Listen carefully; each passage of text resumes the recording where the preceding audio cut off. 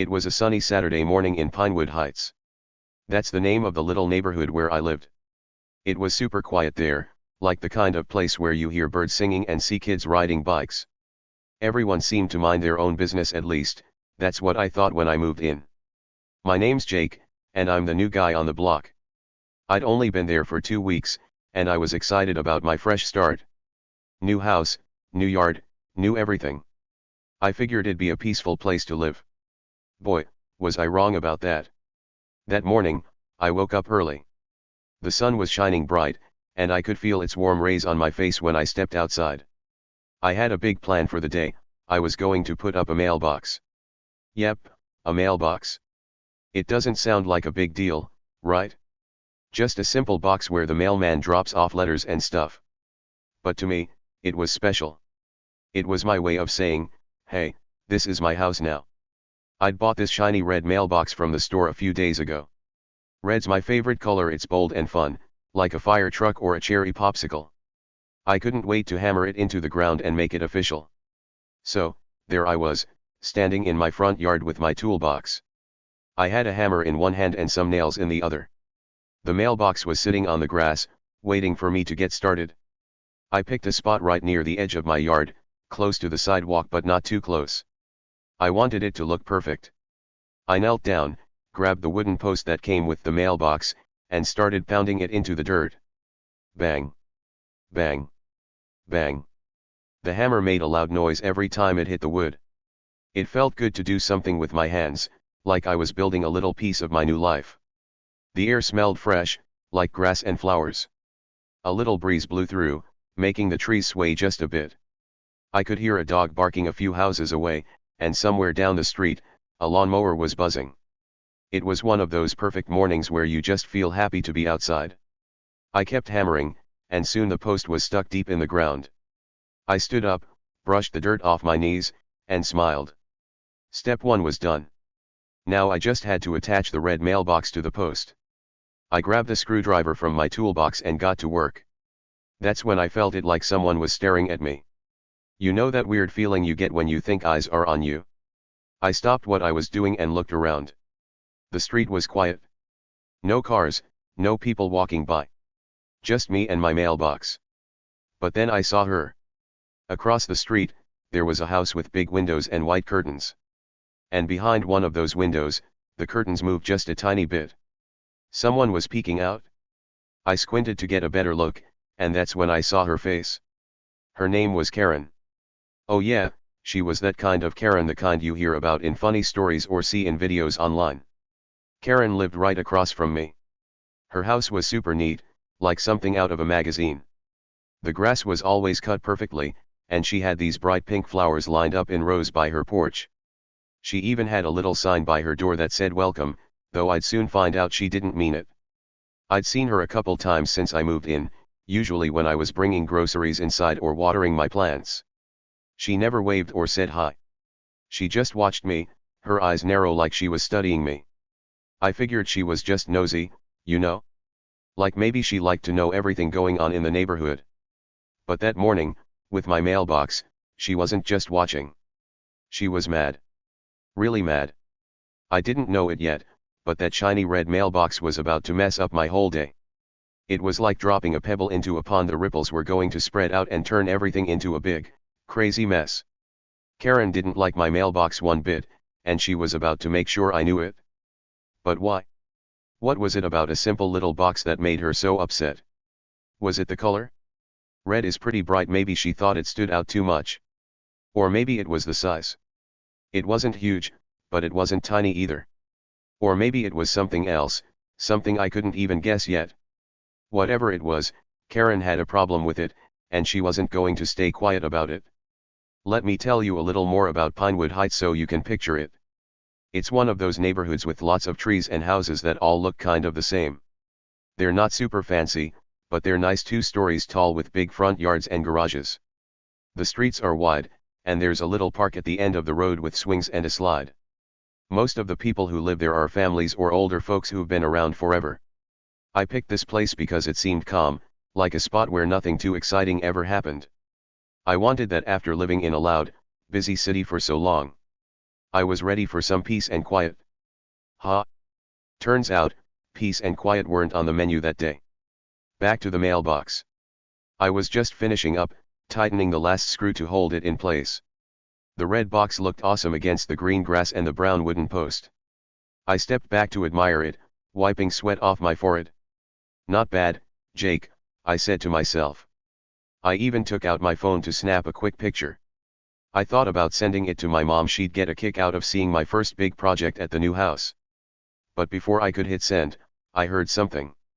A noise. Not a bird or a lawnmower this time. It was a door slamming shut. Hard. I turned around, and there she was, Karen.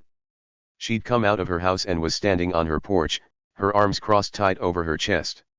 She had on a bright yellow shirt and big sunglasses perched on her head like a crown. Her lips were pressed together in a thin line, and her eyes were locked on me. Well, not just on me, on my mailbox. She looked at it like it was the ugliest thing she'd ever seen, like I'd planted a pile of garbage in my yard instead of a nice new mailbox. I waved at her, trying to be friendly. Morning. I called out, giving her a little smile. Maybe she'd wave back or say something nice. Nope. Not a chance. Karen didn't wave. She didn't smile. She just kept staring, and then she started walking. Fast. Her flip-flops slapped against the pavement as she crossed the street, heading straight for me. My stomach did a little flip. Uh-oh. This didn't look good. I put my phone back in my pocket and stood there, waiting. What was she going to say? Was she going to yell? Complain? Tell me I was doing something wrong? I had no idea, but I could tell she wasn't happy. Not one bit. Hey there, I said when she got closer, keeping my voice light. Nice day, huh? I thought maybe I could cheer her up or at least keep things calm. But Karen wasn't in the mood for calm. She stopped a few feet away from me, right on the edge of my yard, and pointed at my mailbox like it was a monster. What is that? She asked, her voice loud and sharp. I blinked. It's a mailbox, I said, scratching my head. I just put it up. Karen's face turned red, not like embarrassed red, but mad red. A mailbox, she shouted, like I'd said something crazy. That thing? That's not a mailbox, it's a disaster. A disaster? I looked at my shiny red box, then back at her. It didn't look like a disaster to me. It looked cool. But Karen didn't think so. She took a step closer, her finger still pointing. Do you even know the rules around here? She asked. This is Pinewood Heights? We have standards. Standards? Rules. I didn't know what she was talking about. I'd gotten a big packet of papers when I bought the house, something about the HOA, which I guess stands for Homeowners Association. It's like a club that makes rules for the neighborhood. But I hadn't read it yet. It was sitting on my kitchen table, still in the envelope. Oops. Maybe I should have checked it out. What rules? I asked, trying to sound polite even though I was starting to get annoyed. Karen huffed, like I'd just asked the dumbest question ever. The HOA rules, she said. You can't just put up any old mailbox you want. It has to be approved. And that thing is not approved. She waved her hand at my mailbox again, like she wanted to shoo it away. I looked at it. It was red, sure, but it wasn't ugly. It was brand new. What's wrong with it? I asked, crossing my arms. I wasn't trying to fight, but I didn't get why she was so upset. What's wrong with it?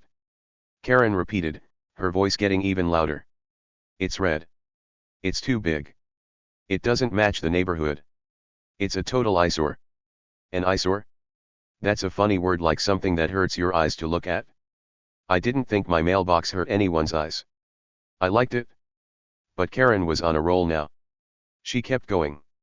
I've lived here for 10 years, she said, puffing out her chest. 10 years. And I've never seen anything this awful. You're ruining everything. Ruining everything? Over a mailbox?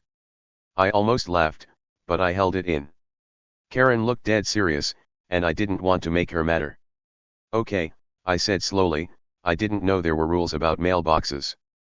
I just thought it'd be nice to have one. I shrugged, hoping she'd calm down. But nope. That just made her madder. Her eyes got big, and she threw her hands up in the air. "You didn't know," she yelled. "That's no excuse. You should have asked me first." "Asked her? Why would I ask her? She wasn't my mom or my boss. She was just my neighbor." I opened my mouth to say something, but before I could, Karen pulled her phone out of her pocket. "That's it," she said, tapping the screen. "I'm done talking. I'm calling the cops." "The cops? Over a mailbox?" My jaw dropped. Was she serious? I stared at her, waiting for her to laugh or say she was kidding. But she didn't. She held the phone to her ear and started talking.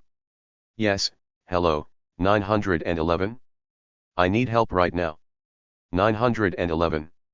That's the number you call for emergencies, like if your house is on fire or someone's hurt. Not for a mailbox." I couldn't believe it. I stood there, my hammer still in my hand, watching her pace back and forth on my lawn. "There's a man here breaking the rules," she told the person on the phone. "He put up an illegal mailbox. It's red and horrible. You need to send someone quick." "Illegal? Horrible?" I shook my head. This was nuts. Karen hung up and glared at me. "They're on their way," she said, smirking like she'd just won a prize. "You'll see. You can't just do whatever you want around here." I didn't know what to say. "I mean, what do you say to that?" "Okay," I finally mumbled, "but I don't think the cops care about mailboxes." That was the wrong thing to say. Her smirk disappeared, and she pointed at me again. "Oh, they'll care," she snapped. "I'll make sure of it." And that's when I realized this wasn't just about a mailbox. Not really. Karen was mad, sure, but there was something else going on. Something bigger. I didn't know what it was yet, but I could feel it, like a storm brewing in the air. My quiet Saturday was about to turn into a total circus, and that red mailbox? It was just the beginning. What do you think? Was Karen mad about the color, the size, or something else entirely? Stick around, because this story's about to get wild. Okay, so picture this: I'd just finished putting up my shiny red mailbox. I was tightening the very last screw with my screwdriver, making sure it was nice and snug on the wooden post.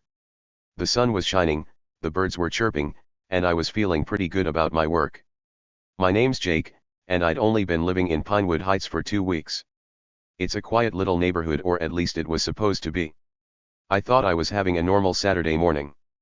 But nope, things were about to get loud. Really loud. I was just stepping back to look at my mailbox when I heard a voice. Not a nice, friendly voice like "Hey, good job." No way. This voice was sharp and loud, like a siren you hear on a fire truck. It cut right through the air and made me jump a little. "What do you think you're doing?" it yelled. I turned around fast, still holding my hammer in one hand, and there she was, Karen. She was storming across the street from her house, her arms flapping up and down like she was a bird trying to take off. Her face was red, and her eyes were big and angry. Oh, and she already had her phone in her hand, waving it around like it was a weapon. Karen was my neighbor. She lived right across the street from me in a super neat house with perfect grass and pink flowers. She was the kind of person who always peeked out her windows, watching everything. I'd seen her before, but we'd never really talked. Until now. And trust me, this wasn't going to be a friendly chat. "That mailbox is an eyesore," she shouted, pointing at my brand new red mailbox like it was a pile of trash. "It's against HOA rules. I'm calling 911. I froze right where I was, my hammer dangling in my hand. 911? That's the number you call when there's a big emergency, like if someone's hurt or there's a fire. Not for a mailbox." I didn't know what to say at first. It's just a mailbox, lady," I finally said, trying to keep my voice calm. I even smiled a little because it sounded so silly calling the cops over a mailbox. I thought maybe she was joking. But one look at her face told me she wasn't. Not even close. Karen was serious, and she was mad. She didn't stop to listen to me. Nope. She started tapping on her phone right there in my yard, her fingers moving fast. "Yes, hello, 911, she said, holding the phone to her ear. Her voice was loud and fast, like she was in a big hurry. "I've got an emergency here. There's a man breaking the rules. He put up this awful mailbox, and it's ruining everything. I could hear the person on the other end, a lady's voice, sounding all confused. Ma'am, can you explain what's happening? The operator asked. Karen didn't slow down. It's red. It's ugly. It's destroying property values. Send someone now, she yelled. Property values? That's a fancy way of saying how much houses are worth. I didn't get it. How could a little red mailbox make houses worth less? It was just a box for mail. I stood there, staring at her, my mouth half open. The hammer felt heavy in my hand, but I didn't put it down. I was too shocked. Karen kept talking into her phone, pacing back and forth on my grass like she owned the place. Hurry up, she told the operator. This is serious. Then she hung up and turned to me, her eyes narrow and mean. I tried to figure out what was going on in her head. Why was she so mad? I mean, sure, my mailbox was red, and maybe it stood out a little. Most of the other mailboxes in Pinewood Heights were boring gray or black or white. But mine was cool. It was shiny and new, and I liked it. Was that really enough to make someone call 911? I decided to try talking to her again. Look, I said, holding up my hands like I was saying calm down. It's not a big deal. It's just for getting my mail. I even gave a little laugh, hoping she'd lighten up. Big mistake. Karen didn't laugh. She didn't lighten up. Her face got even redder, like a tomato about to burst. Not a big deal, she shouted, stepping closer to me. You think you can just move in here and do whatever you want? This is Pinewood Heights. We have rules. That mailbox is against every single one of them. She waved her arms again, pointing at my mailbox like it had insulted her. I scratched my head with my free hand. What rules? I asked.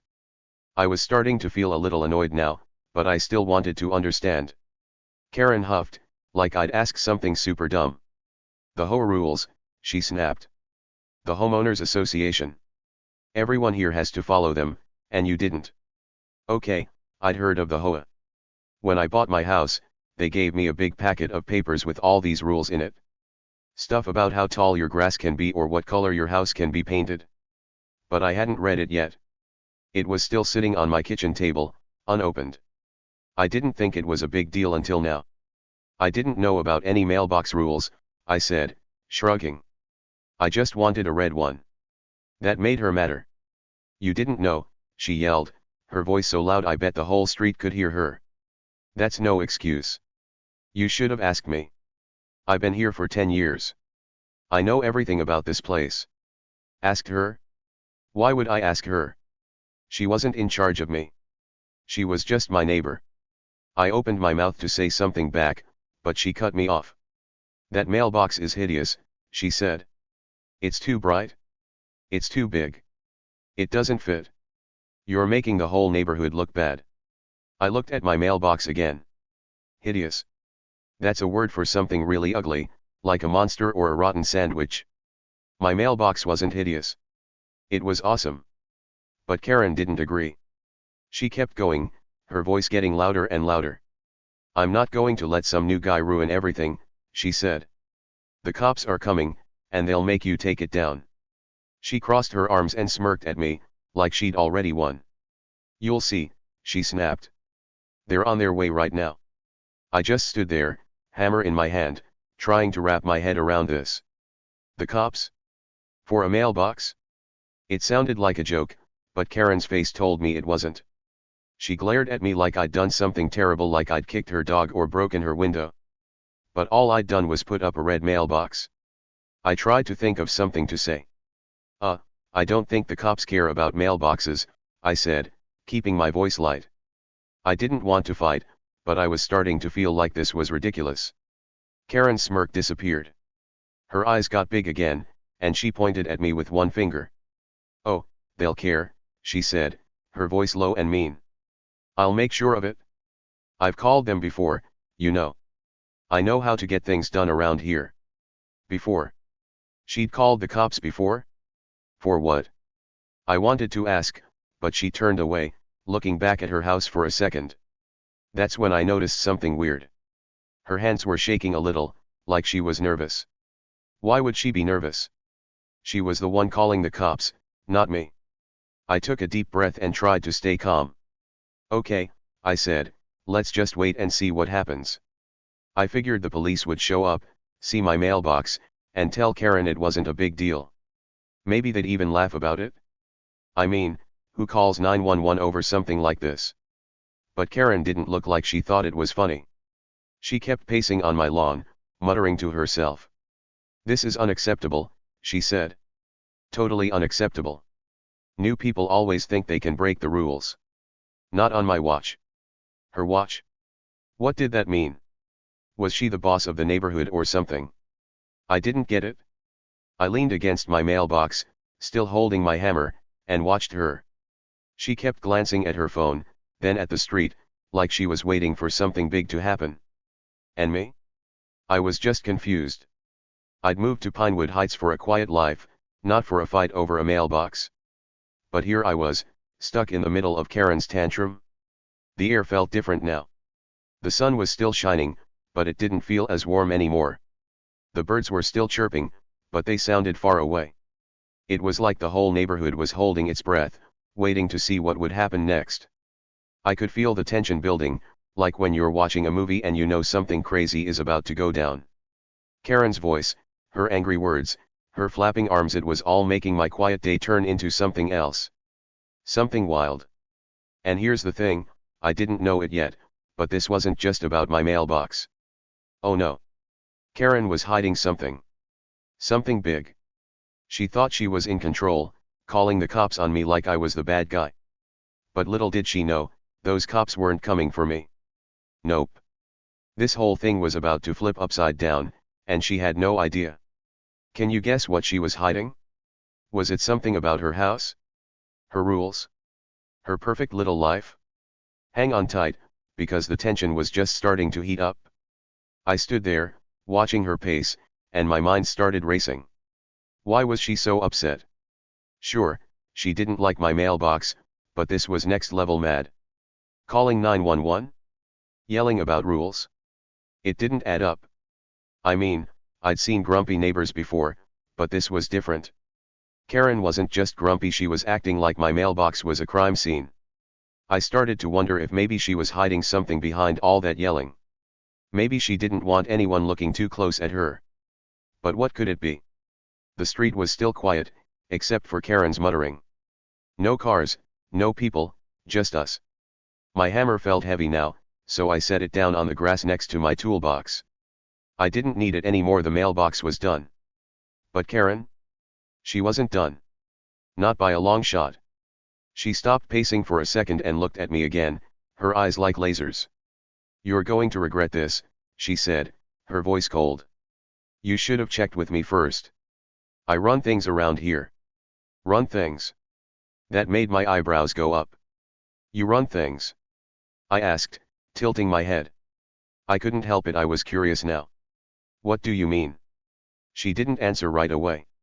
She just smirked again and looked down at her phone, like she was checking the time. You'll find out, she said. When the cops get here, you'll see who's in charge. I didn't like the sound of that. Who was this lady? Was she really the boss of Pinewood Heights, or was she just acting tough? I glanced at my mailbox again. It still looked great to me, red and shiny, standing tall on its post. I didn't see what was so wrong with it. But Karen did. She saw something I didn't, and she was ready to fight about it. I crossed my arms and waited, feeling the tension grow bigger and bigger. The cops were coming, she said. Fine. Let them come. I wasn't scared. I hadn't done anything wrong. But Karen? She was starting to look nervous again, even though she was trying to hide it. Her hands shook a little more as she held her phone. She kept looking down the street, then back at her house, then at me. It was weird. If she was so sure she was right, why did she seem worried? I started to think maybe this wasn't about the mailbox at all. Maybe it was about her. Maybe she was afraid of something the cops might find out. But what? I didn't have a clue yet. All I knew was that my nice, sunny Saturday was turning into a big mess, and Karen was the one stirring it up. The tension was thick now, like fog you can't see through. I could feel it in my chest, making my heart beat a little faster. Karen's sharp voice, her angry words, her pacing, it was all piling up. And those cops she called. They were on their way. I didn't know what they'd do when they got here, but I had a feeling it wasn't going to be what Karen expected. She thought she was winning, but something told me this was about to turn around on her. Something big was hiding under all her yelling, and I was about to find out what it was. So there I was, standing by my mailbox, waiting. Karen was still pacing, still muttering, still glaring. The street was quiet, but it wouldn't be for long. The cops were coming, and with them, the truth. What was Karen hiding? Why was she so mad? And why did she think she could call the shots? I didn't know yet, but I was ready to find out. This wasn't just a fight over a mailbox anymore. It was something way bigger. Hang on tight, because this story was about to get wild. So there I was, standing by my shiny red mailbox, watching Karen pace back and forth on my lawn. My name's Jake, and I'd only been in Pinewood Heights for 2 weeks. It's a quiet little neighborhood, or it was supposed to be. I'd just finished putting up my mailbox, tightening the last screw, when Karen came storming over from her house across the street. She was mad, really mad, and she just called 911, saying my mailbox was some kind of emergency. Can you believe that? Over a mailbox. I was still holding my hammer, trying to figure out what was happening, and she was glaring at me like I'd done something awful. Karen's voice was still ringing in my ears. It was sharp and loud, like a siren you hear when fire trucks zoom by. What do you think you're doing? She'd yelled when she first marched over. Her arms were flapping like crazy, and she had her phone in her hand, ready to make that call. That mailbox is an eyesore, she'd shouted. It's against HOA rules. I'm calling 911. And she did it. She dialed those 3 numbers right in front of me, telling the operator I was destroying property values with my red mailbox. Property values are how much houses are worth, and I guess she thought my mailbox was making her house less fancy or something. I tried to stay calm. It's just a mailbox, lady, I'd said, even smiling a little because it seemed so silly. I mean, who gets that mad over a mailbox? But Karen wasn't joking. Not one bit. She'd yelled into her phone, pacing on my grass, while I stood there with my hammer, wondering how this could make her so upset. The operator sounded confused. I could hear her voice through the phone, asking Karen to explain.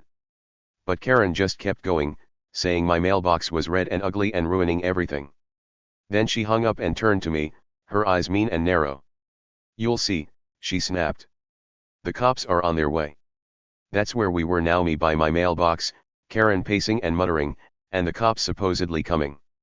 I set my hammer down on the grass next to my toolbox. I didn't need it anymore. The mailbox was all done. It looked great, too shiny and red, sitting on its wooden post like a little flag saying Jake lives here. But Karen didn't think it was great. She thought it was terrible, and she was ready to fight about it. I crossed my arms and leaned against the mailbox, watching her. She was still mad, still moving back and forth like she couldn't stand still. You're going to regret this, she said again, her voice low and cold. She'd already told me that once, but she kept saying it, like she wanted me to be scared. You should have checked with me first. I run things around here. That's what she'd said before, too. I run things around here. It stuck in my head because it sounded so weird. Run things. What did that mean? Was she the boss of the neighborhood? Did she think she could tell everyone what to do? I didn't get it, but I was curious now. You run things? I asked again, tilting my head. Like what? Karen stopped pacing for a second and looked at me. Her eyes were still mean, but her mouth twisted into that smirk again like she knew something I didn't. You'll find out, she said, tapping her phone with her finger. When the cops get here, you'll see who's in charge. She turned away then, looking down the street like she was waiting for those police cars to roll up any second. I didn't say anything back. I just watched her, trying to figure her out. She was so sure of herself, but her hands were shaking a little. Why was she nervous if she was so in charge? The sun was still up, shining bright in the sky. It was a nice day, warm and clear, with a little breeze rustling the trees. But it didn't feel nice anymore. Not with Karen yelling and pacing and calling the cops. The air felt heavy, like something big was about to happen. I could hear a dog barking a few houses away, and the faint hum of a lawnmower down the street. Normal sounds, right? But they didn't feel normal now. They felt far away, like the whole neighborhood was waiting for whatever came next. I glanced at Karen's house across the street. It was perfect, too perfect, maybe. The grass was cut just right, the pink flowers were all in neat rows, and the windows sparkled like they'd been cleaned yesterday. She had a little sign by her door that said welcome, but she sure didn't make me feel welcome. I started to wonder about her. Who was she, really? She said she'd lived here for 10 years. 10 years. That's a long time. Maybe she really did think she was the boss. Maybe she'd been telling people what to do for so long that she couldn't stand it when someone like me showed up with a red mailbox. But why the cops? That's what I kept coming back to. Calling 911 over a mailbox was nuts.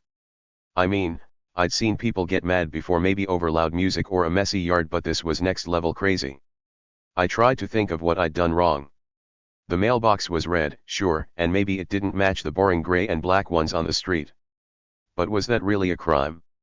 Karen said it was against HOA rules. Okay, fine. I hadn't read those rules yet, I'd admit that. The big packet of papers was still on my kitchen table, unopened. Maybe I should have checked it out. But still, 911? That was for emergencies, not for stuff like this. I decided to try talking to her again. Maybe I could calm her down before the cops got here. Hey, I said, keeping my voice soft. I didn't mean to make you mad. I just liked the red color. Can't we figure this out? I gave her a little smile, hoping she'd chill out. But nope. Karen spun around so fast I thought she might trip. Figure it out, she shouted.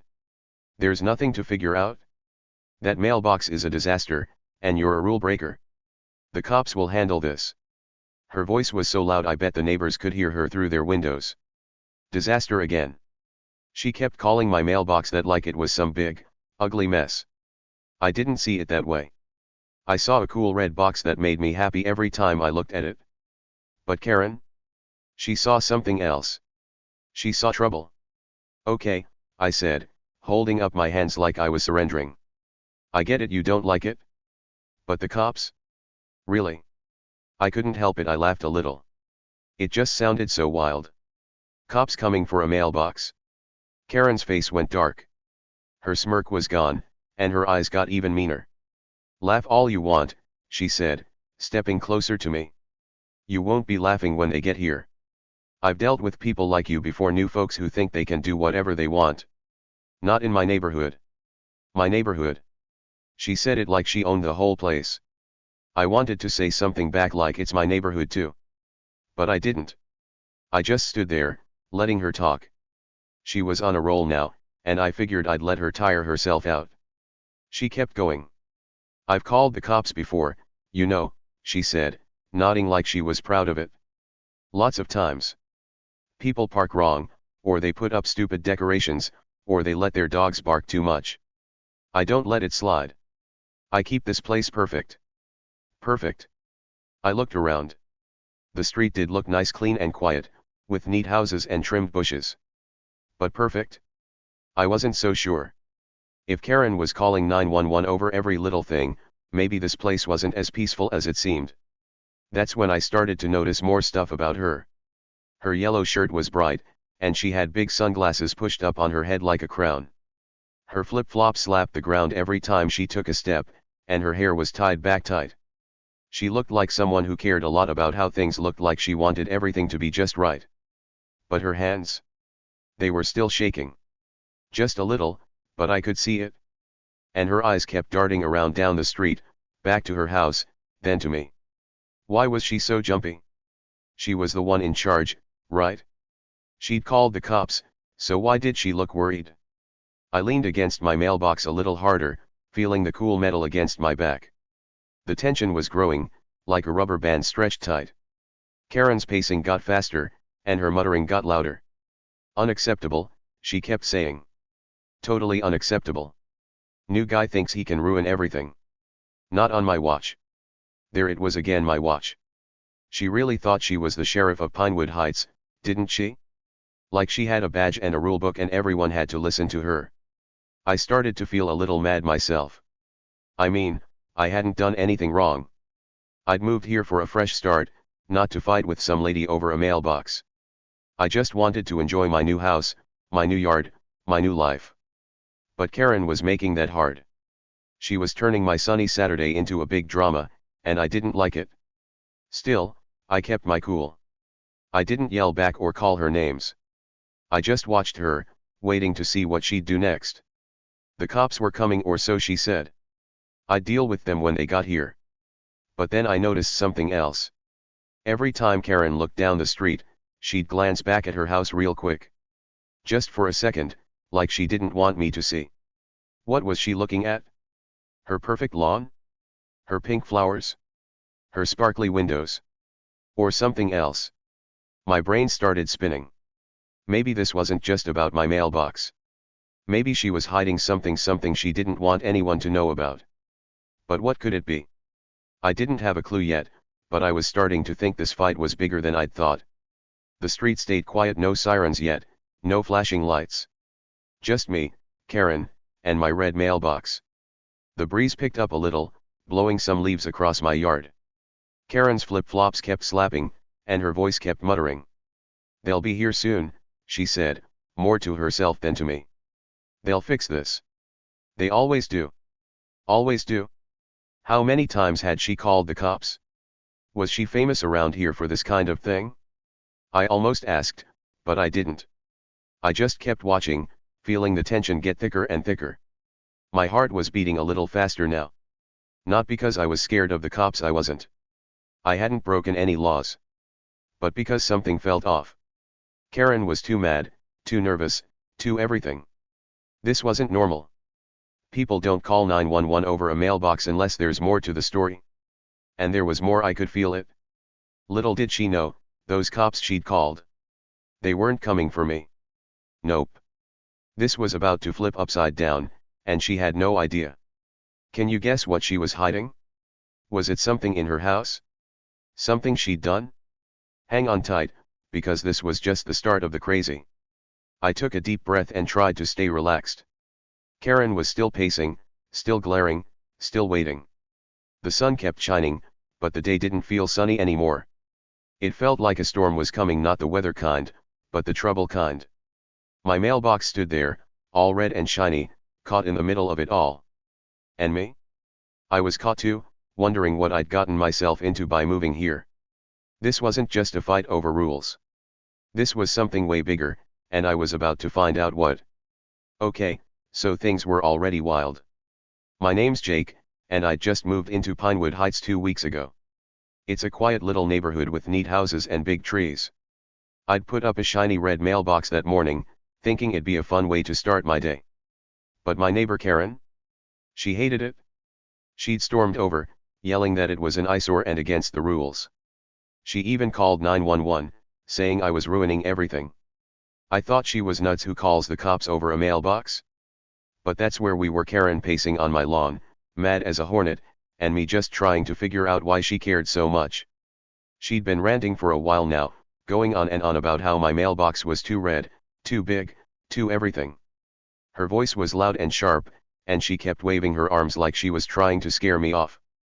"You'll see," she'd snapped after hanging up with 911. "The cops are coming, and they'll make you take it down." I didn't think the cops would care about a mailbox, but I didn't argue. I just stood there by my shiny red box, watching her pace and mutter. She was so mad, her face was redder than my mailbox. But then I noticed something weird. While Karen was yelling, her eyes kept darting back to her house across the street. It wasn't just a quick look like when you check if your dog's still in the yard. No, this was different. She'd glance over there, fast and nervous like, then look back at me real quick. Her house looked perfect, way too perfect, if you ask me. The grass was cut just right, like someone measured it with a ruler. Her flower beds were full of bright pink flowers, all lined up in neat little rows. The windows sparkled in the sun, and her porch had a cute welcome sign by the door. Everything was so tidy, it almost didn't look real. Was she worried about something over there? I couldn't tell, but it stuck in my head. I shrugged it off for now. Maybe she was just being weird. She was already acting crazy about my mailbox, so maybe that's just how she was all jumpy and loud. I decided I didn't want to stand there listening to her yell anymore. My throat was dry from all the talking and waiting, and the sun was getting hotter. "I'm going inside," I said, picking up my hammer and toolbox. Karen didn't even hear me, she was too busy muttering about rules and property values. I rolled my eyes and walked up to my front door, thinking this whole thing would blow over soon. The cops would come, see my mailbox, laugh at how silly it was, and leave. Right? That's what I figured. Inside my house, it was cool and quiet. I dropped my toolbox by the door and kicked off my shoes. The living room still had some moving boxes stacked in the corner. I hadn't unpacked everything yet. But it was starting to feel like home. I walked to the kitchen, opened the fridge, and grabbed a can of soda. The cold metal felt good in my hand, and I popped it open with a little hiss. I took a big sip, letting the fizz tickle my throat. That's better, I thought. Maybe I'd sit down, relax, and wait for this mailbox mess to sort itself out. But then I heard something. A sound. Not Karen's yelling this time, something else. It was faint at first, but it got louder fast. Sirens. You know, that wee oh noise police cars make when they're coming quick. My heart jumped a little. Were they really here already? Over a mailbox? I set my soda down on the counter and ran to the window by the front door. I pulled the curtain back just enough to peek outside, keeping my head low so Karen wouldn't see me watching. I wanted to know what was going on, but I didn't want her yelling at me again. Sure enough, there they were, 2 police cars rolling down the street. Their lights were flashing, red and blue spinning around, and the sirens were loud now, filling the whole neighborhood with noise. They slowed down as they got closer, tires crunching on the pavement. I could see Karen out there, standing on her porch now. She must have gone back to her house while I was inside. She had her arms crossed, and she was smirking like she'd just won a big prize. "Told you," she shouted, loud enough for me to hear through the window. She pointed at my house, then at my mailbox, like she was showing off her victory. "The cops are here, new guy. You're in trouble now." I stayed by the window, watching. My soda was still on the counter, forgotten. I figured the cops would park, get out, and come over to my yard. They'd look at my mailbox, maybe ask me a few questions, and that'd be it. I wasn't worried, I hadn't done anything wrong. It's not like I'd robbed a bank or something. It was just a red mailbox. But here's the thing, something crazy happened next. The cops didn't do what I thought they'd do. Not even close. The 2 police cars stopped, one parking right in front of Karen's house, the other a little farther down. The sirens turned off, and it got quiet again except for my heart, which was thumping in my chest. 4 cops climbed out, 2 from each car. They had on dark uniforms with shiny badges, and they looked serious. I waited for them to turn toward my house, to walk over and knock on my door. But they didn't. Nope. They didn't even glance at my mailbox. Instead, they started walking up Karen's driveway, straight toward her perfect little house. My jaw dropped. What was going on? Karen's smirk disappeared fast like someone had flipped a switch. Her arms fell to her sides, and her face went pale, like she'd seen a ghost. She took a step back on her porch, her flip-flops squeaking on the wood. Wait, she stammered, her voice all shaky now. "What are you doing? I called you. It's about that mailbox over there." She pointed at my yard again, her hand wobbling. But the cops didn't look where she was pointing. They kept walking, their boots thumping up her driveway, right toward her front door. I couldn't believe it. This was nuts. Karen thought she'd called the cops on me, but they were going to her house? Why? What was happening? I grabbed my phone off the coffee table and hit the record button. I held it up to the window, keeping the camera pointed outside. Whatever was about to go down, I wasn't going to miss it. This was getting good, way too good to just watch without proof. I zoomed in a little, making sure I could see Karen and the cops clearly. My hands were sweaty, and my heart was racing. Something big was coming, I could feel it. Karen was freaking out now. "No, no, no," she yelled, waving her arms again. "You've got it wrong. I'm the one who called. It's that guy Jake. He's the problem. His mailbox is breaking the rules. She kept pointing at my house, her voice getting higher and squeakier. But the cops didn't stop. One of them, a tall guy with sunglasses, looked at her and said, "Ma'am, we need to talk to you." His voice was calm but firm, like he wasn't messing around. The other 3 cops stood behind him, hands on their belts, watching her close. Karen's eyes got huge. "Talk to me," she said, her voice cracking. "About what?" "I didn't do anything. It's him. It's that awful mailbox." She was almost jumping now, her flip-flop slapping loud on the porch. But the tall cop shook his head. "This isn't about a mailbox," he said. "We've had complaints." "About you?" "Complaints? About Karen?" My brain started spinning. What kind of complaints? What had she done? I zoomed my phone in closer, trying to catch every word. Karen's face went from pale to white like a sheet of paper. She grabbed the railing on her porch, like she needed to hold herself up. "Complaints," she whispered, so quiet I could barely hear her. "What complaints? That's crazy. I'm the one who keeps this place perfect." She tried to laugh, but it came out all weird and shaky. The cops didn't laugh. They didn't even smile. The tall one took a step closer. "Ma'am, we need you to come with us," he said. "We've got some questions." I couldn't take my eyes off the window. This was unreal. Karen had called 911 on me, but now the cops were after her? How did that even happen? I kept recording, my phone steady in my hands. Outside, Karen started yelling again, but it wasn't mad yelling anymore, it was scared yelling. "No way," she shouted. "This is a mistake. I didn't do anything wrong. Check my house, it's perfect. I follow all the rules." She kept talking fast, her words tumbling over each other. But the cops didn't look convinced. That's when I started thinking harder about those glances she'd been giving her house. All that nervous looking while she was yelling at me. Maybe it wasn't just her being weird. Maybe there was something in there she didn't want anyone to see. Her lawn, her flowers, her shiny windows, they were all so perfect, like a picture in a magazine. Too perfect. Was she hiding something behind all that? My mind raced with ideas. Maybe she'd broken some rules herself. Maybe she wasn't as perfect as she acted. But what could it be? The cops were at her door now. One of them knocked loud and hard. Boom, boom, boom. Karen jumped like she'd been shocked. "You can't go in there," she yelled, running to block the door. "This is my house. You need a reason." The tall cop held up a piece of paper. "We've got a reason," he said. "This is a warrant. We're going inside." "A warrant? That's something cops need to search a house like permission from a judge." My eyes got wide. This was serious. They weren't just here to talk, they were here to look for something. Karen's mouth opened, but no words came out. She looked like she might cry or maybe scream. She grabbed the door handle, holding it tight. "No," she said. "You've got the wrong person.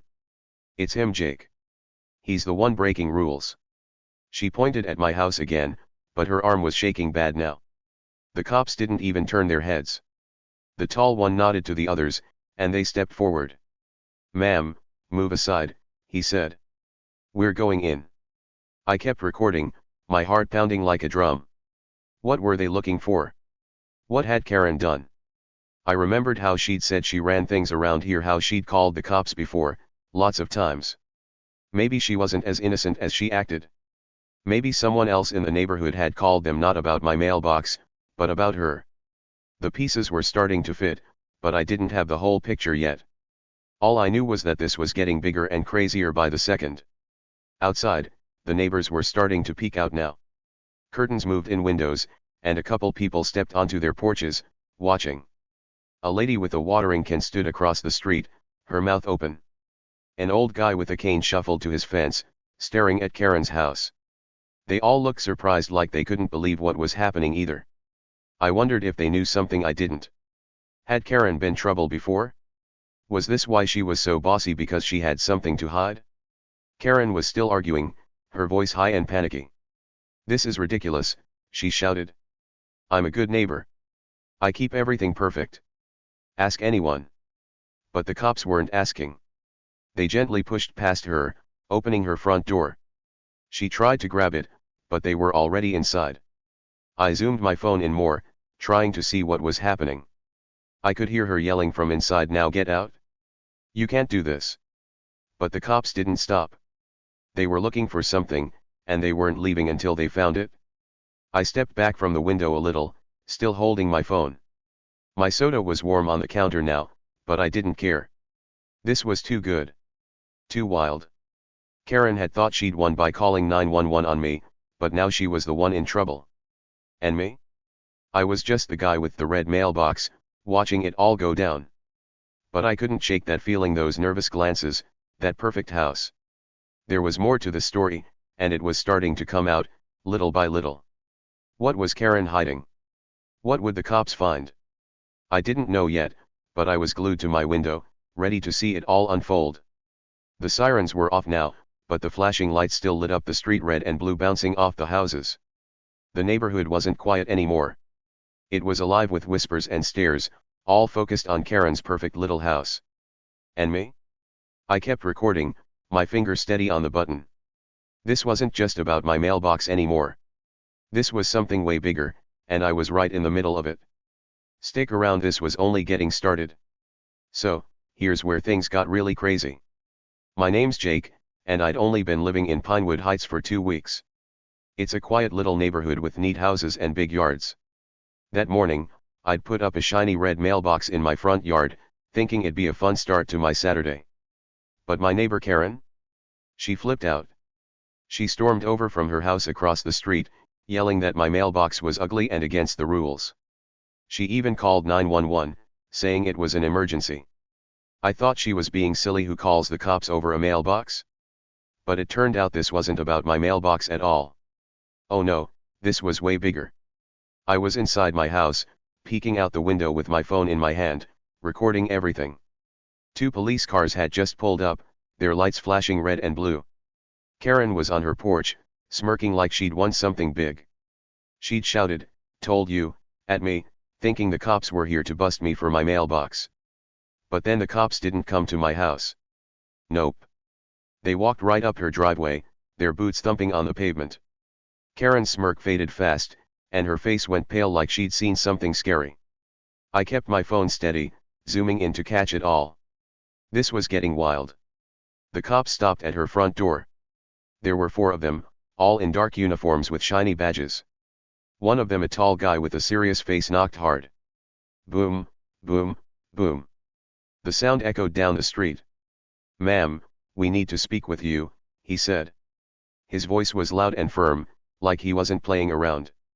Karen froze for a second, then started talking fast. But I called you," she stammered, her words all jumbly. "It's about that hideous mailbox over there." She pointed at my yard, her hand shaking a little. She sounded desperate, like she really wanted them to believe her. But the tall cop didn't even look at my mailbox. He didn't move an inch. His eyes stayed locked on Karen, and his face didn't change. "This isn't about a mailbox," he said, calm but strong. "We've had complaints, multiple complaints about you." "Complaints? About Karen?" My jaw dropped so low it almost hit the floor. I pressed my phone closer to the window, making sure I didn't miss a word. What was he talking about? What complaints? My heart started beating faster, like it knew something huge was coming. Karen's eyes got big, huge, like saucers. Her mouth opened, then closed, then opened again, like a fish out of water. What?" she squeaked, her voice all high and shaky. "Complaints? About me? That's crazy." She laughed, but it wasn't a real laugh, it was nervous, like she was scared. "I didn't do anything. I'm the one who keeps this neighborhood perfect. It's that guy Jake. He's the problem." She pointed at my house again, her arm wobbling so much it looked like it might fall off. But the cops didn't turn their heads. They didn't care about me or my mailbox. They were here for her. I couldn't believe what I was hearing. Complaints about Karen? The lady who acted like she ruled Pinewood Heights? I remembered how she'd been yelling at me earlier, calling my mailbox an eyesore and saying she ran things around here. She'd been so bossy, so sure of herself. But now, she didn't look sure at all.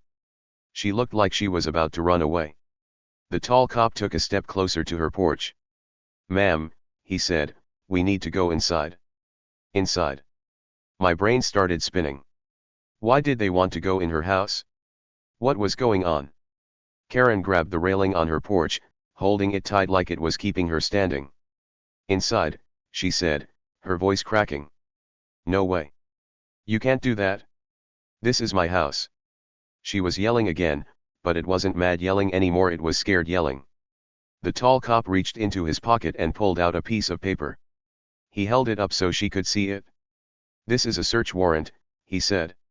"It says we can go in and look around. Move aside, please." A search warrant. That's a special paper cops get from a judge when they think someone's hiding something bad. My eyes got wide. This was serious, way more serious than a mailbox. Karen's face went white like a ghost. She stared at the warrant, her mouth open, but no words came out. Then she started shaking her head fast. "This is a mistake," she screeched, her voice so loud it hurt my ears even through the window. "A big mistake. I didn't do anything wrong. You've got the wrong person." She kept talking, her words tumbling over each other. "I called you about that mailbox. That's the emergency. Not me." But the cops weren't listening. They didn't buy it, not one bit. The tall cop nodded to the other three, and they stepped forward. "Ma'am, step aside," he said again, his voice harder now. Karen didn't move at first. She just stood there, clutching the railing, her flip-flops squeaking on the porch. "No," she shouted. "You can't go in. This is my house. I'm a good neighbor." But the cops didn't wait. They gently pushed past her, opening her front door. She tried to grab it, but they were already inside. I zoomed my phone in closer, my hands sweaty. What were they looking for? What had Karen done? And then it hit me, the big reveal. The tall cop turned back to Karen, who was still standing on the porch, yelling. "We've heard you've been running an illegal side hustle out of your garage," he said. "Selling fake designer bags online. Neighbors have been suspicious for weeks, and someone tipped us off." My jaw dropped again, lower than before, if that's possible. Fake designer bags? Karen? The HOA queen who acted like she was perfect? No way. But it made sense, the cops weren't here for my mailbox. They were here for her. Karen's eyes went so wide I thought they might pop out. "What?" she screamed. "That's a lie. I'd never do that. I don't even know what you're talking about." But her voice was shaking bad, and her hands were trembling like leaves in the wind. The tall cop didn't argue. He just pointed to the garage. "We're checking it out," he said. Two of the other cops walked over to the garage door, a big white one next to her house. They pulled it up with a loud creak, and that's when I saw it. Boxes. Big ones. Stacked up high, filling the whole garage. I leaned closer to the window, my nose almost touching the glass. The cops started pulling the boxes out, one by one. They were brown cardboard boxes, taped shut, but one of them ripped open as they dragged it. And guess what spilled out? Purses. Shiny purses with fancy labels but not real ones.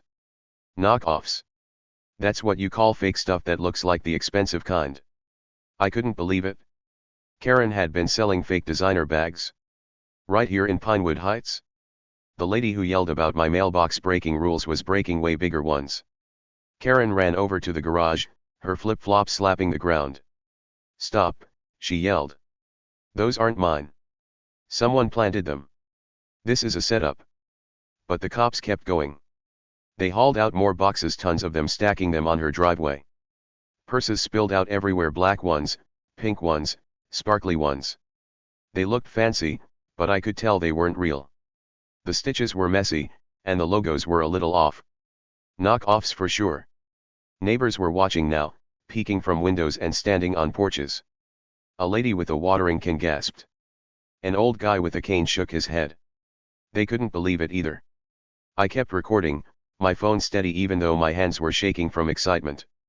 This was unreal. Karen, the HOA queen, the one who acted like she was better than everyone, was a crook. She'd been running the secret business out of her garage, selling fake bags online, probably making tons of money.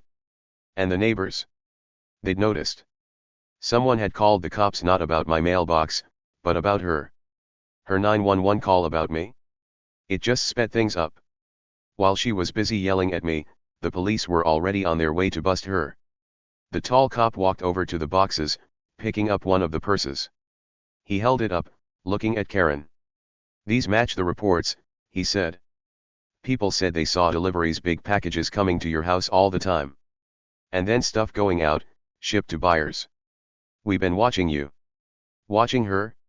My mouth fell open again. The cops had been keeping an eye on Karen for weeks. She thought she was so smart, but they'd figured her out. And my mailbox? It was just the thing that pushed her over the edge. She'd called 911 and accidentally made it happen faster. Karen's knees wobbled, and she sat down hard on the driveway, right next to a pile of fake purses. "No, no, no," she kept saying, shaking her head. "This isn't happening. I'm innocent." But the cops weren't stopping. They kept pulling out boxes, more and more, until her driveway looked like a purse explosion. There were so many, way more than I could count. How long had she been doing this? Weeks? Months? Maybe even years? I couldn't wrap my head around it. The lady who cared so much about rules was breaking the biggest ones. I zoomed my phone out a little, getting the whole scene. The flashing lights from the police cars bounced off the houses, making everything look like a movie. Karen was sitting there, her head in her hands, muttering to herself. The cops were busy, opening boxes and talking into their radios. Neighbors were whispering, pointing, staring. And me? I was still at my window, recording every second. I couldn't believe it.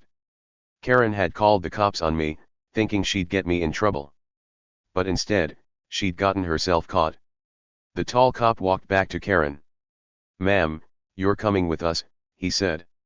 "We've got enough here to take you in." Take her in? That meant arresting her. Karen's head snapped up. "Arrest me," she screeched. "You can't. I didn't do anything wrong. Those bags, they're not mine." But the cop just shook his head. "We'll sort it out at the station," he said. He reached for her arm, helping her stand up. She tried to pull away, but he held on, gentle but firm. Another cop brought out handcuffs, shiny silver ones. "Hands behind your back," he said. Karen's eyes filled with tears. "No," she cried. "This is a mistake. I'm the victim here." But the cops didn't listen.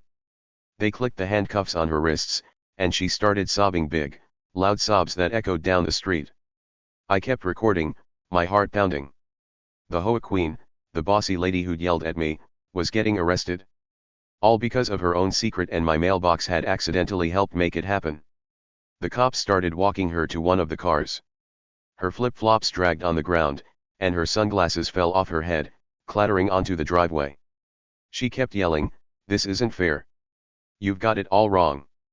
But nobody believed her, not the cops, not the neighbors, not me.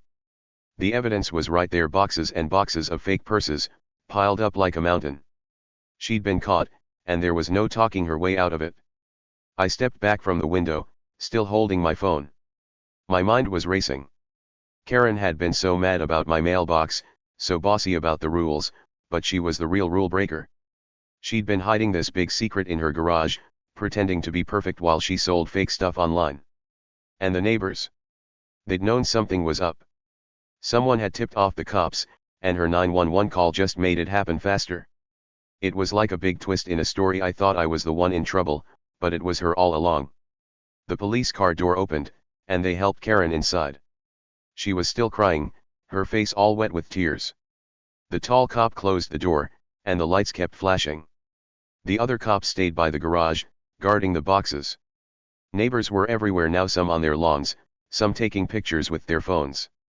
It was a total circus, and my red mailbox? It just stood there, shiny and quiet, like it had started it all without even trying.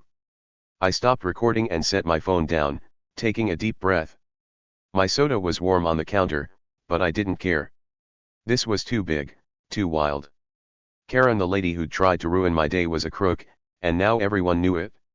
The HOA queen had fallen, and I'd watched it all happen from my window. What a day. What a twist. I couldn't wait to see what happened next, but for now, I just stood there, amazed at how it all turned out. Okay, so things had gotten totally wild. My name's Jake, and I'd only been living in Pinewood Heights for 2 weeks. It's a quiet little neighborhood with neat houses and green yards. That morning, I'd put up a shiny red mailbox, thinking it'd be a fun way to start my Saturday. But my neighbor Karen? She lost it. She stormed over, yelled that my mailbox was ugly and against the rules, and even called 911. She thought she'd get me in trouble, but boy, was she wrong. The cops showed up not for me, but for her. Turns out, Karen had been selling fake designer bags out of her garage, and the neighbors had tipped off the police. Her perfect little world was falling apart, and I'd watched it all from my window, recording everything on my phone. By now, the street wasn't quiet anymore. Half the neighborhood was outside, watching the show. People stood on their porches, peeked out windows, and even walked up to their fences to get a better look. The 2 police cars were parked in front of Karen's house, their lights still flashing red and blue. Boxes of fake purses were piled up on her driveway, tons of them, spilling out everywhere. The cops had caught her, and she couldn't talk her way out of it. Karen's perfect little world, the one she'd bragged about, was crumbling right in front of everyone, and she had no one to blame but herself. I was still inside my house, standing by the window. My phone was on the table now. I'd stopped recording when they put Karen in the police car. My soda was warm on the counter, but I didn't care. I was too busy watching what happened next. The cops were moving fast, picking up the boxes of fake purses and loading them into their cars. There were so many boxes, big brown ones with tape all over them. Every time they opened one, more purses spilled out, shiny ones, colorful ones, all fake. The neighbors whispered and pointed, their eyes wide. They couldn't believe it either. Karen was in the back of one of the squad cars now. Her hands were cuffed behind her back with shiny silver handcuffs, and she was yelling, still yelling, even as the car door slammed shut. "This is about HOA violations," she shouted, her voice muffled through the window. "Not me. You've got it wrong. HOA violations. Really?" She was still going on about my mailbox, even now. I shook my head. She didn't get it. This wasn't about my mailbox anymore, it was about her and her big secret. The cops didn't care about her yelling. They just got in their cars, ready to drive her away. But before they left, something cool happened. One of the cops, a short guy with a friendly face, walked over to my yard. I stepped outside, leaving my door open behind me. He stopped by my shiny red mailbox and looked at it, then at me. "Nice mailbox," he said, giving me a big grin. I couldn't help it, I laughed. "Thanks, man," I said, grinning back. It felt good to hear that, especially after all the craziness. My mailbox wasn't the problem, it was awesome. The cop nodded, then walked back to his car. I watched him go, feeling pretty proud. The police cars started their engines, and the sirens came on again. Wee-oh-oh, wee-oh-oh. They pulled away from Karen's house, driving down the street with her in the back. She was still yelling. I could hear her voice fading as they got farther away. "This isn't fair. I'm innocent," she kept saying. But nobody believed her. Not the cops, not the neighbors, not me. The boxes of fake purses were proof she'd been caught, and now she was going to the police station. Justice was served, and it felt great. As the cars disappeared around the corner, something awesome happened. The neighbors started cheering. Yep, real cheers, like when your team wins a game. People clapped their hands, whistled, and even shouted woohoo. A lady with a watering can waved it in the air. An old guy with a cane banged it on his fence, smiling big. A mom with 2 kids on bikes clapped so hard her hands turned red. I stepped out onto my porch, still holding my warm soda, and looked around. Everyone was happy, really happy. Why? Because Karen had been bossing them around for years, and they were sick of it. I didn't know all the details yet, but I started hearing bits and pieces from the crowd. The lady with the watering can walked closer to my yard. "She's been a nightmare forever," she said, shaking her head. "Always telling us what to do: cut your grass shorter. Paint your house this color. No loud music." She rolled her eyes. "And now we find out she's a crook. Good riddance." Good riddance means glad she's gone, and I got it. Karen had acted like the queen of Pinewood Heights, but she wasn't so royal after all. The old guy with the cane shuffled over next. She called the cops on me once, he said, his voice all grumbly. Said my dog barked too much. My dog's deaf, he can't even hear himself bark. He laughed, and I laughed too. It was funny, but also kind of sad. Karen had been picking on everyone, making their lives harder with her rules and her bossy ways. And all that time, she'd been hiding her own big secret, selling fake bags right under their noses. A dad pushing a stroller came up to my porch. She fined me $20 once, he said, frowning. Said my trash cans were out too early. $20? Can you believe it? I shook my head. Nope, I said. That's crazy. He nodded. Yeah, but now she's gone. Finally. He smiled, and I smiled back. It was like the whole neighborhood was waking up from a bad dream, one where Karen told everyone what to do, all while breaking the law herself. I leaned against my mailbox, sipping my soda even though it wasn't cold anymore. The sun was still shining, and the air felt lighter now, like a big weight had lifted off Pinewood Heights. The neighbors kept talking, swapping stories about Karen. She told me my flowers were too bright, said a lady in a pink hat. She said my car was too loud, said a guy washing his truck. She yelled at my kids for riding scooters, said a mom with a baby on her hip. It went on and on. Karen had been mean to everyone, and they'd put up with it for years. But not anymore. I started feeling pretty good about myself. Not because I'd done anything big, I hadn't. All I'd done was put up a red mailbox. But that mailbox? It accidentally started this whole thing. Karen got so mad about it that she called 911, thinking she'd get me in trouble. Instead, her call just sped up the cops coming for her. They were already on their way because someone else had tipped them off about her fake bags. My mailbox was like the little push that made her secret come tumbling out. Pretty cool, right? The street was buzzing now. People were laughing, chatting, even hugging each other. It was like a party because Karen was finally gone. I saw the lady with the watering can walk over to the old guy with the cane. We should have done this sooner, she said. Tipped off the cops, I mean. He nodded. Yep. But better late than never. They both laughed, and I did too. It was true, justice took a while, but it got here. Karen's perfect little world was gone, and she couldn't boss anyone around anymore. I looked at my mailbox, still shiny and red, standing tall on its post. It was just a mailbox, but it felt like more now, like a hero in its own way. I patted it with my hand, smiling. Good job, buddy, I said quietly. The dad with the stroller heard me and chuckled. That mailbox is famous now, he said. Best mailbox in Pinewood Heights. I grinned. Yeah, maybe it is. I liked that idea. My mailbox wasn't just for mail, it was the thing that helped set everyone free from Karen's rules. The cops had left all the fake purses on Karen's driveway. They'd taken some boxes as proof, but the rest stayed there. Neighbors started walking over, looking at them. These are so fake, said the lady in the pink hat, holding up a sparkly purse. Look at this stitching, it's all wonky. Wonky means messy, and she was right. The purses looked fancy from far away, but up close, you could tell they weren't real. She sold these online, asked the guy washing his truck. Who'd buy them? The mom with the baby shrugged. People who don't know better, I guess. She probably made a lot of money. That got me thinking. How much money had she made? There were so many boxes, hundreds of purses, maybe more. If she sold them for even a little bit each, that's a lot of cash. All that time she was bossing everyone around, she was secretly raking it in with her fake stuff.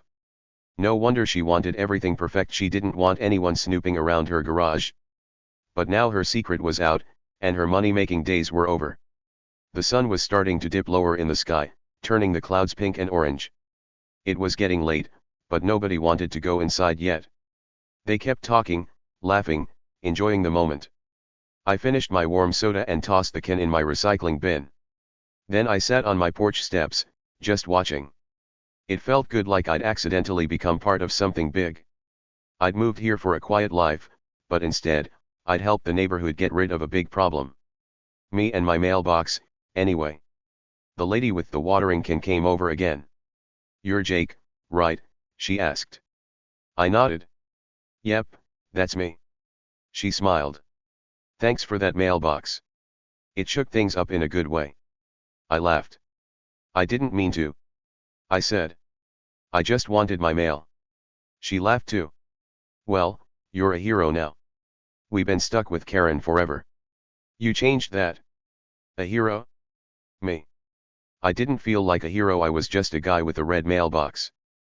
But I liked how it sounded. The old guy with the cane hobbled over next. She won't be back for a while, he said. Cops don't mess around with stuff like this. I tilted my head. You think she'll go to jail? He shrugged.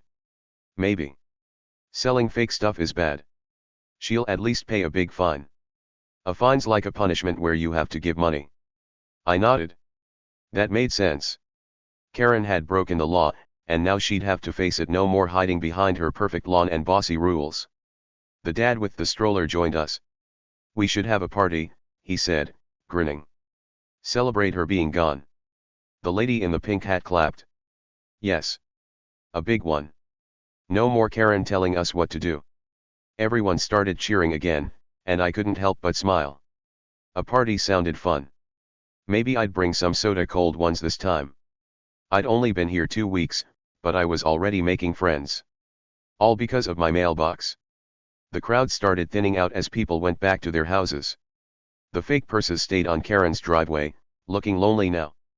The police cars were long gone, and the street was quiet again, but a good quiet, not a scared quiet. I stayed on my porch, leaning against my mailbox. The sun was almost down, and the air was cool. I took a deep breath, feeling happy. I'd moved to Pinewood Heights for a fresh start, and I'd gotten way more than that. I'd accidentally become the hero of the neighborhood, pretty cool for a guy who just wanted to get his mail, right? The stars were coming out now, twinkling in the sky. I looked at my mailbox one more time. It was still shiny, still red, still awesome. Karen had hated it, but it didn't matter. She was gone, and the neighborhood was free. Justice was served, and it felt amazing. I headed inside, ready to relax after the wildest day ever. What a story! And it all started with a little red mailbox. So, wow, what a day that was. My name's Jake, and I'd only been living in Pinewood Heights for 2 weeks when all this happened. It's a quiet little neighborhood, or at least it was supposed to be. I'd put up a shiny red mailbox one sunny Saturday morning, thinking it'd be a cool way to start my new life here.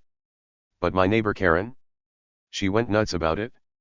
She yelled, called it ugly, and even dialed 911, saying it broke all the rules.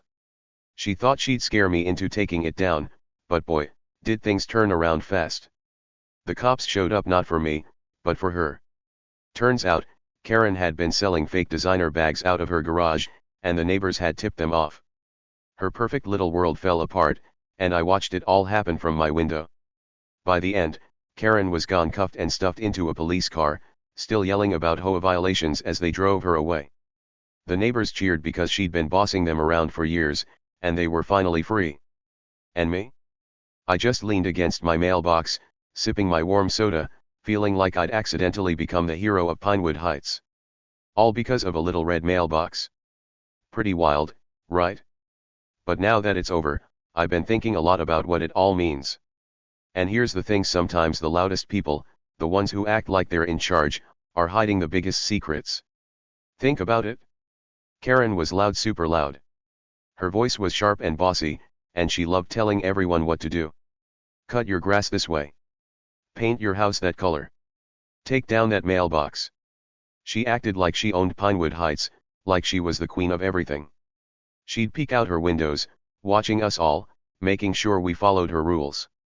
And when I put up my mailbox, she came storming over, flapping her arms and calling 911 like it was the end of the world. She thought she could scare me with that phone call, thought she'd win and stay on top.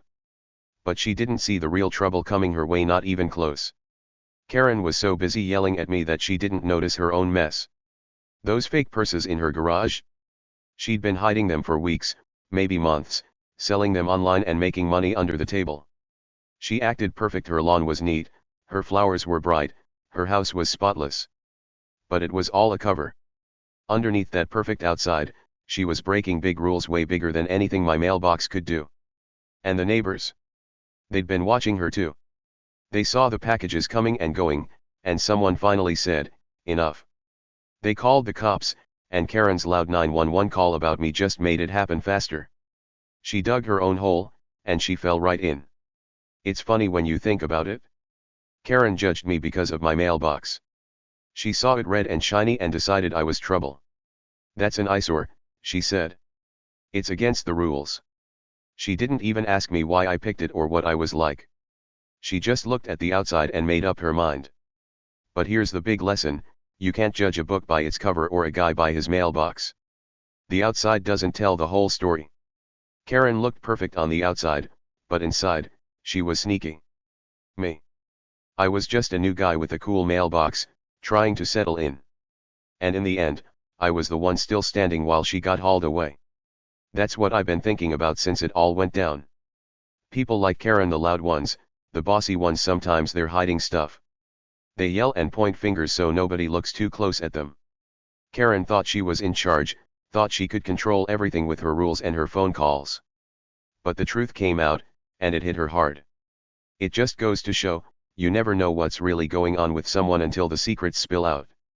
And when they do, it can change everything.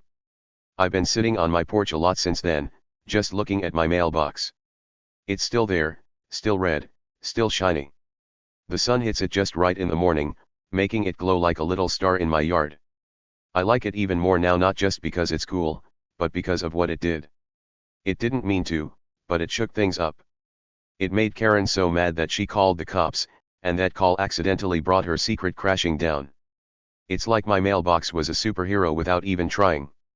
Who knew a little box for mail could do so much? The neighbors have been nicer since Karen left. They wave at me now when I'm outside. The lady with the watering can brought me cookies the other day, chocolate chip, my favorite. She said, "Thanks for that mailbox, Jake. It got rid of our biggest problem." I laughed and said, "I didn't plan it." The old guy with the cane stops by sometimes too. He pets my mailbox like it's a dog and says, "Good boy." It's funny, but it makes me feel good. I didn't move here to be a hero, but I guess I am one now, at least to them. And that's another thing I've been thinking about: sometimes good stuff happens when you don't expect it. I just wanted a fresh start in Pinewood Heights. I wanted a quiet place to live, get my mail, and maybe make some friends. I didn't think I'd end up in the middle of a big neighborhood drama. But my mailbox changed everything. It showed me and everyone else that even the loudest, bossiest people can fall. And when they do, it's the quiet ones, the ones just trying to live their lives, who come out on top. Karen's gone now, and the street feels different. It's still quiet, but it's a happy quiet, not the kind where everyone's scared of breaking her rules. The sun still shines, the birds still sing, and my mailbox still stands proud. I heard from the dad with the stroller that Karen might be gone for a while. She broke the law big time, he said. Selling fake stuff like that? She could get a fine or even jail. I don't know what'll happen to her, but I know she won't be back bossing us around anytime soon. And that's what matters. So here's what I want you to think about: the loudest people aren't always the strongest. Karen was loud, yelling, pointing, calling 911 like it was nothing. She thought she could scare me, thought she'd stay in charge forever. But she was hiding something huge, and it caught up with her. The real strength was in the quiet stuff: my mailbox, the neighbors who watched her, the truth that came out. It's like a secret power: being yourself and doing your thing can sometimes shake up the world in ways you never expect. What about you? Have you ever met a Karen, someone loud and bossy who thought they were the best? Did they get what was coming to them, like Karen did? Maybe it was a kid at school who always told everyone what to do, or a grown-up who acted like they owned the place. I bet you've got a story. Tell me about it below, I'd love to hear it. Was there a moment when their secrets came out, and everything flipped around? Did you have your own mailbox that shook things up? Share it with me, and let's swap some fun tales. I'm still here in Pinewood Heights, enjoying my new home. The neighborhood's throwing a party next week to celebrate Karen being gone: cold soda, music, the works. I'll be there, probably standing by my mailbox, smiling. It's just a mailbox, but it's my mailbox, and it did something amazing. So don't judge a book by its cover or a guy by his mailbox. You never know what's hiding underneath, or what might happen when the truth comes out. I'll see you in the next story. Can't wait to tell you what happens next in this crazy little neighborhood.